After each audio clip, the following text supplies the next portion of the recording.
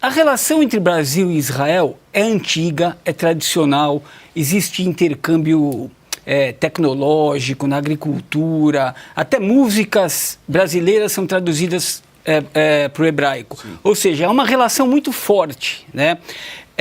Nesse momento, eu acho que o grupo parlamentar Brasil e Israel está se tornando uma espécie de guardião, né, para impedir que essa ruptura aconteça, né? Até mesmo o próprio governo de Israel está sendo muito paciente, está mostrando uma diplomacia de primeiro mundo, evitando responder ou respondendo na medida certa, evitando essa provocação, se mantendo discreto, né? O embaixador Daniel Zonshine, quando ele esteve no cargo, ele utilizou muito bem essa postura, né? E eu pergunto o seguinte, como, no que diz respeito ao mecanismo institucional, não é na conscientização, não é na propaganda, é como no mecanismo institucional o grupo parlamentar pode atuar junto ao executivo para impedir que isso aconteça. É difícil, mas é sempre bom ter uma garantia para impedir que isso aconteça. Olha, é uma boa pergunta, Eugênio. Primeiro, a esquerda sabe fazer mídia. Eles gostam do barulho, mas eles sabem muito bem que o Brasil romper relações com Israel, o prejuízo é nosso. Porque Israel hoje tem aqui, nós temos importações, por exemplo, boa parte dos aviônicos que nós temos do Sistema de Defesa Nacional vem de Israel. Se de repente Israel começa a não dar atualização ou não querer fornecer os equipamentos para reposição, para a FAB, para a Embraer.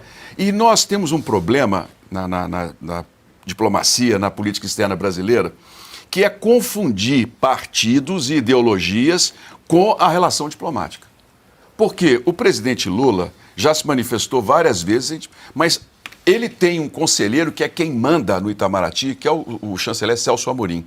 Celso Amorim nunca gostou de Israel.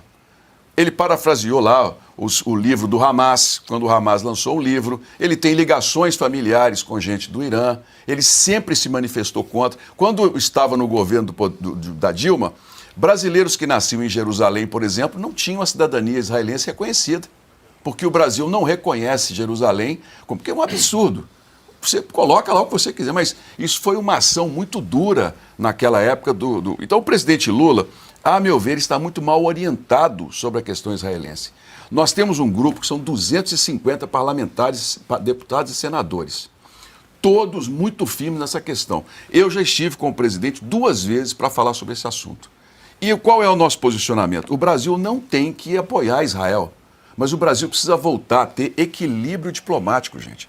Não é sair dizendo que Israel cometeu genocídio sem reconhecer o ataque que Israel sofreu. Israel tem direito de defesa. Outro ponto, aqui no Brasil, nós não conhecemos de verdade o que é a questão palestina. Porque se você vai a Israel, se você quer, por exemplo, atravessar de Israel para a Palestina, na Cisjordânia, você pega um ônibus. Tem lá no portão de Damasco, logo à frente, tem um ônibus, onde os cristãos vão lá, que tem a Gólgota, que é uma área lá que eles chamam de Garden Temple. Tem um terminal de ônibus que você pega um ônibus e vai para Jericó, você vai para Hebrom, você vai a Ramala, que é a capital da Palestina, livremente. São 100 mil palestinos que atravessam a fronteira todos os dias para se tratar, estudar em Israel. Agora, você tem um problema chamado Gaza. E quando a pessoa me pergunta assim, mas Israel quer tomar... O problema lá não é território, não é terra. A fronteira já está dividida. O problema é religião. Por que é religião? Vamos assim, dando uma explicação. O mundo muçulmano, ele não é como o cristianismo, ele não é sólido. O mundo muçulmano tem várias vertentes religiosas dentro do mundo muçulmano. As principais são os sunitas, ligados à Arábia Saudita, com Meca, e diz o seguinte, Flávio, o Alá fez todas as coisas para o homem ser feliz. Por isso é que Dubai é uma cidade maravilhosa, eles adoram aqueles carros de luxo, as mulheres usam as bolsas caríssimas, porque o sunita entende que o mundo foi feito para eles serem... Então isso é uma civilização, tem uma medicina muito avançada, é um povo pacífico, respeitam as religiões. Agora, os outros, os quase 30%, são os xiitas, que não são árabes, são persas. O Irã é xiita e o Irã jurou destruir Israel. Quando Israel decidiu e conseguiu começar a fazer acordos de reconhecimento, são chamados acordos de Abraão, com os primos, né? Porque na tradição judaico-cristã, Abraão teve Ismael, dos quais descendem os árabes, teve Isaac, dos judeus e por herança, os cristãos. Os xiitas ficaram doidos, os ayatolás ficaram malucos. Porque se Israel for reconhecido pelos árabes, acabou a luta deles. Porque o xiita entende que a religião está acima de qualquer coisa. Então se estupram, se matam crianças, se queimam pessoas vivas, como eu vi as cenas lá nos kibbutz. Se eles atacam de forma cruel, executam os reféns, estrangulam crianças, tudo pela religião. Você imagina essa o senhor esteve em Israel Estive. Depois do ataque. Logo depois do ataque. De 7 de outubro.